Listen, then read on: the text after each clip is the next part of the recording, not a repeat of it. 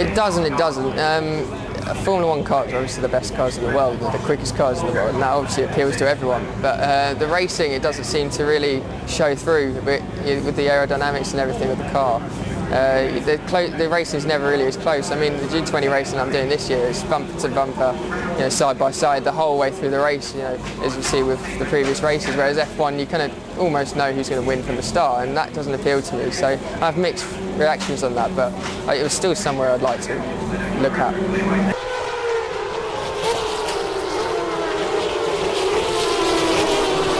Strange because you have to make an instant decision on what way you're going to go, and that can sometimes be the wrong decision or the right decision, and it can gain or it can really lose out. So you have to be quick thinking.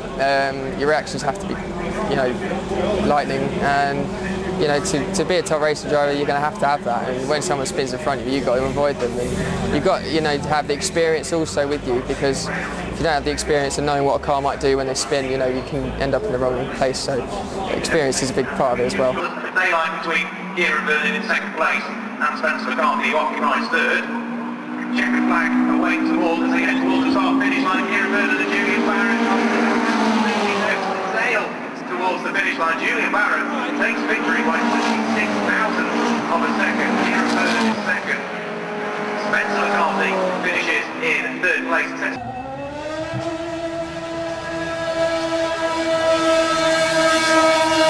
I think definitely winning the championship in karting. I won 2 Super 1 titles, British Championship back-to-back in both junior and senior. That was a great moment for me, but it was also really good for me to win my first car race, because that is really when you're starting to get to the higher level. And winning my first car race, which was here at Brands Hatch last year, was a big moment for me.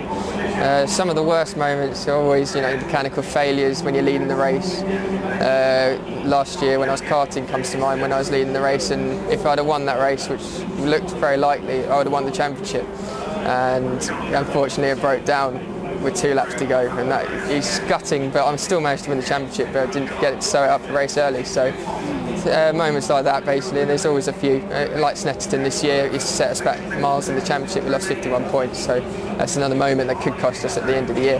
The Snetterton, the cat broke up and blocked the exhaust, and that's out of anyone's control, and that's frustrating when a component fails in your car. And that's the same with when last year when I was in karting, the carb rubber split when the carb was not connected to the engine. So moments like that, is no one to blame, but it's just frustrating for everyone who's involved. Everyone who supports me, myself also, Trevor who's working on the car. A lot of effort goes into motor racing, and when a result happens like that, it's unfortunate. You can never really look back. You just got to learn from your mistakes. Go on from your highs, keep confident, look forward to the next race, because there's no point looking at the past really.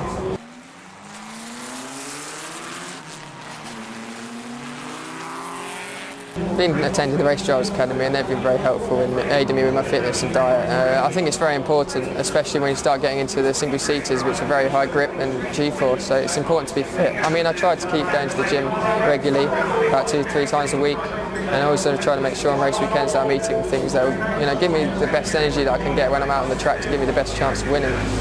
Following on from that, the Race Drivers Academy, which is an MVQ course, so there's a foundation degree course at Loughborough, and I'm hoping to do that next year. So.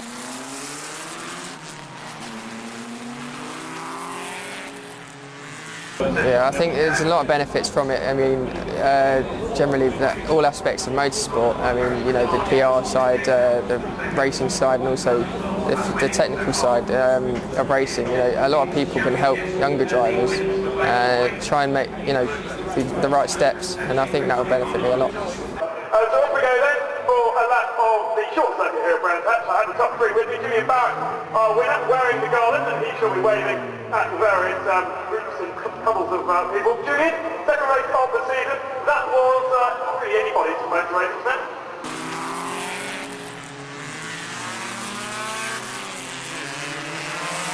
I'd hope after this season I can look forward to single seaters. That's where my aspirations are. So hopefully something like Formula Ford, which looks like an affordable way of moving forward. So that looks like our main goal for this next year. But otherwise, maybe some more GT racing and sports cars like we're doing now, if that doesn't come off. But we'll look, hopefully TFC and Smalley can give me some support in that as well.